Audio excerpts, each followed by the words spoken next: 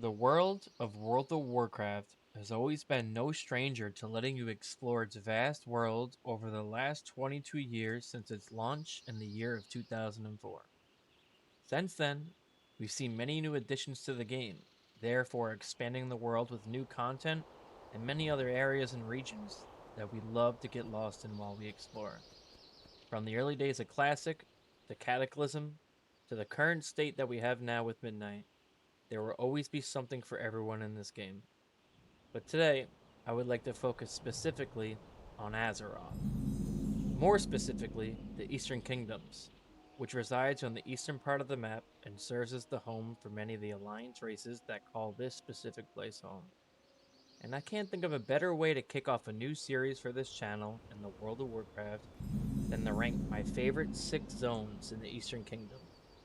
And of course, this is my list, and my list may not reflect your list or look anything like yours, because this is my opinion, and we all have lovely opinions, and that is what makes us all very special.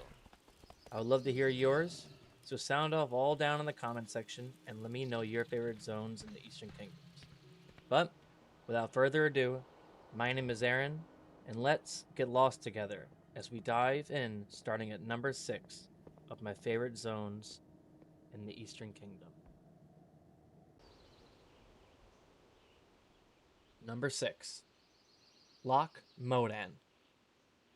On the eastern central side of the Eastern Kingdoms, you will eventually come across a beautiful landscape of hills, mountains, and flatlands, with a beautiful lake right in the center, known as Lake Everstill, which happens to be connected to the Stone Route Dam.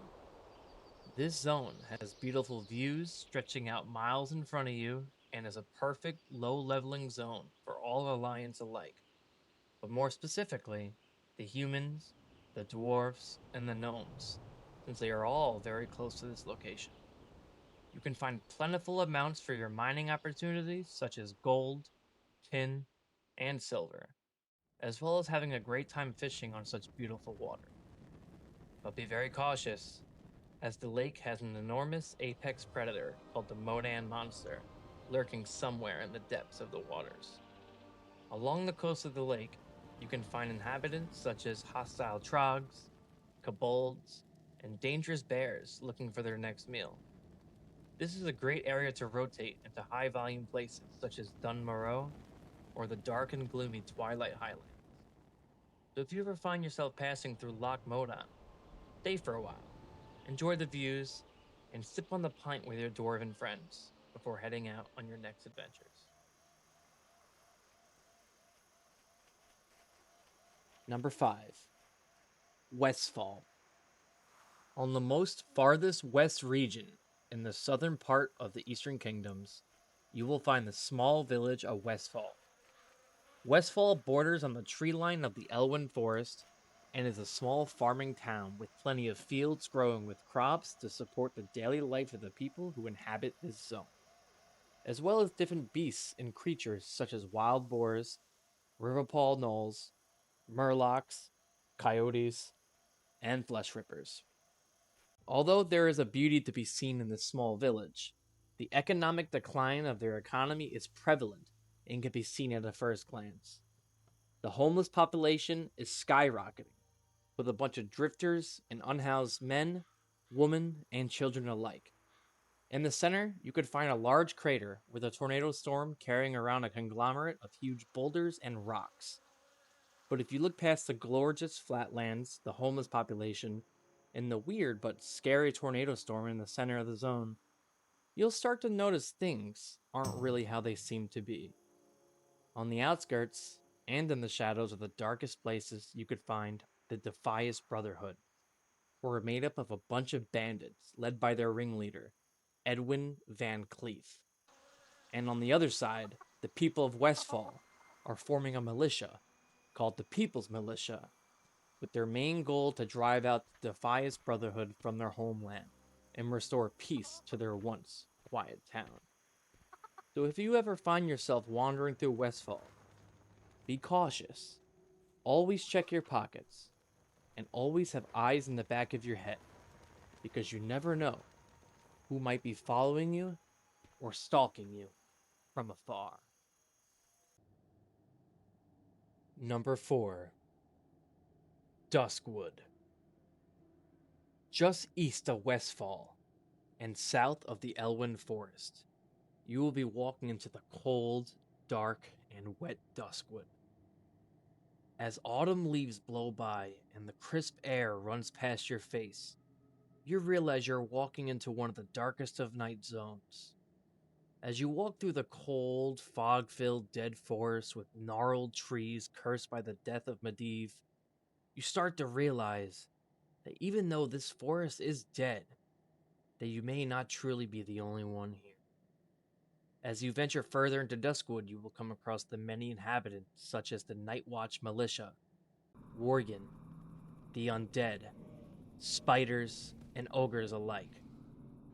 Just when you thought everything was going to be fine, you start to realize that this zone scales in level compared to what you were used to in Westfall. Enemies here range from 20 to 30, making your adventures here just that more difficult. As you explore this crippling deprived town even more, you realize that there is still some life to what used to be in this town. Some of the local folk will task you with clearing out hordes of the undead to try to bring back tranquility to their long-forgotten town. But just remember, even though you are not afraid of the dark, Duskwood is still a contested zone. So beware of the horde when making your travels through here. My advice? Stay on the long, winding path that runs through Duskwood. There, you will find many streetlights to guide your way to safety. You know, they say it was curiosity that killed the cat. And that quote rings truer than ever here in Duskwood. So my advice?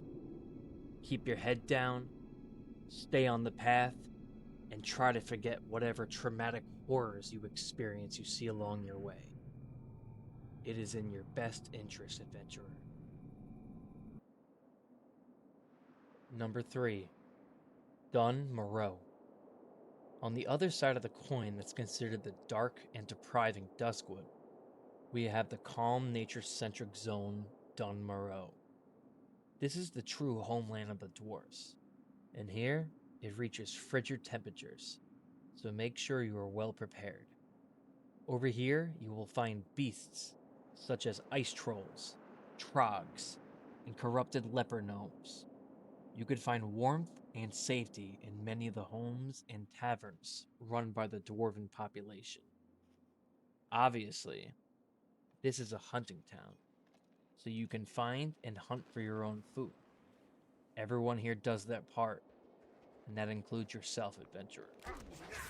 Along your travels, you will realize that even though there will be few moments of peace and beauty in the snow-covered landscape mountains, there are always natural predators who are on the hunt just like you for their next food source. During your journeys, you will continue your travels northeast through the canyon, down a cobblestone road. Here, you'll come across the great city of the Iron Forge. This is a heavily guarded Alliance city that functions as a safe haven, but also a trading stop for all your needs. Whether it's leatherworking, blacksmithing, or just your general need repairs for your gear, the Iron Forge has it all. It is truly a beautiful place and makes you appreciate the architecture of the dwarves. You can also find trainers of all class types as well as profession trainers. But while you get warm near the magma pit, and you decide on your next adventure, be sure you're prepared to go towards the number 2 spot in terms of zones in the Eastern Kingdom's adventure. Number 2. Fall Glades. Much like we talked about Duskwood, this place known as Fall Glades shares many similarities. But one major difference is that this is not a contested zone. Unlike the others, this is a horde-controlled zone, home to the undead. This is a forested zone controlled by the Forsaken, which was once a beautiful rural town that is now corrupted by the plague of the Lich King. Traveling further through the zone, you'll come across inhabitants such as remnants of the Scourge, the Scarlet Crusade, and various other undead creatures. As you progress your way through the dense forests, rolling hills, dreary lakes, and mountains, you will eventually come across small homesteads and dead farms like Brill, Deathnell, and the Scarlet Monastery. If you're lucky to make it alive through even half of this territory, you'll come along the Undercity. This is the Forsaken's capital city, but it's in complete disrepair and ruin. But if you're clever enough and witty enough, you'll find your way through the secret passage that leads you to the true underground city. Very similar to the Iron Forge, you'll find purpose here, with many traders, crafters, and trainers alike. But don't stay too long. The plague around here is known to seep into your bloodstream very, very fast. So my suggestion, get what you need and hit the road as we move on to our number one spot of the best zones in all the Eastern Kingdoms. And at number one, the Elwin Forest. Almost smack center, slightly to the west of the Eastern Kingdoms, you will find the fairy tale-like forest known as the Elwin Forest. Here, it is very peaceful. Along your travels, you will find many inhabitants like wolves, boars, giant spiders, kobolds, blackrock orcs, and bandits. But right in the center, you will find the extremely popular tavern, Goldshire. Many travelers come and go through here while some stay and enjoy the good times. Here, you could find many good folk to share tall tales with and have a pint while you enjoy the great sights to see around this beautiful forest. Goldshire also serves as a hub to use your Hearthstone too, to return home if you're ever feeling homesick. As you travel south, you'll find farms, good row townfolk, but also abandoned mining caves that are now controlled by the kobolds. You'll spend plenty of time here clearing these caves out to help the human population get their resources back, such as candle wax, gold, and just clearing out hostile creatures that are threatening their forest. But the forest isn't always necessarily safe. You'll come across many bandits who are trying to rob you blind or kill you if you don't do as they say. So always travel with a buddy, or come prepared for every situation that you could possibly come across. As you travel northwest on the gravel road, you'll come across the great human city of Stormwind. This serves as the major capital city for all the Alliance faction. This is the biggest capital city in the Eastern Kingdoms, and much like the others I discussed before, you'll find traders, profession trainers, class trainers, the normal human folk that live on the outskirts of the city, and many boats that'll take you to other beautiful zones straight from the harbor. It's no question why the Elwin Forest sits atop my ranking. It's quite possibly the most famous location in World of Warcraft. It even has a South Park episode dedicated to this place. But with all that being said, this is my ranking for my top 6 favorite zones in the Eastern Kingdoms. Thank you so much for tuning in and watching. I really hope you enjoyed. If you did, please consider liking, sharing, commenting, and subscribing for more content just like this. Because my name is Aaron, and I can't wait to get lost together with you once again.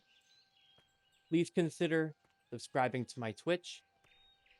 I'll put it in the description below. And thank you again for watching, and I hope you have a wonderful journey, adventurer.